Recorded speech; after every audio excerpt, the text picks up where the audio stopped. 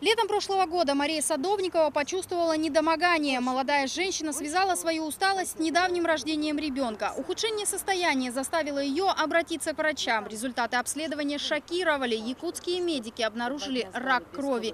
Диагноз подтвердили и в Москве, где после долгих исследований выяснилось, что девушке необходима пересадка костного мозга.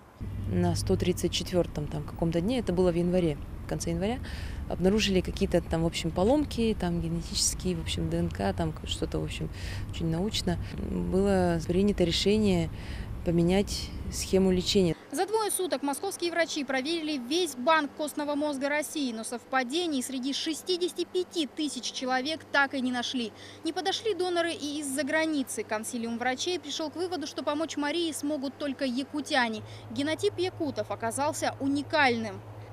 Чтобы подобрать донора, необходимо провести так называемое типирование. Врачи-гематологи получают данные из пробирки объемом 9 мл. У каждого потенциального донора определяют ряд генетических характеристик, которые затем сравнивают с генотипами нуждающихся в пересадке.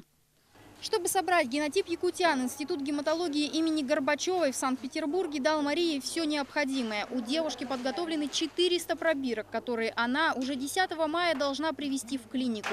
В Якутии к формированию своего банка доноров костного мозга пока только приступают, но его создание – большой шаг вперед.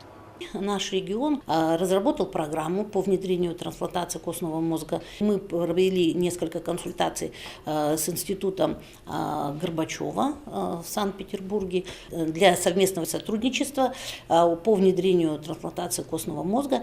Ежегодно в республике выявляют от 8 до 10 новых случаев острого лейкоза. Чаще всего донорами становятся близкие родственники. Но в случае с Марией этот вариант также не подошел. Врачи просят тех, кто придет на сдачу крови, отнестись к этому со всей ответственностью.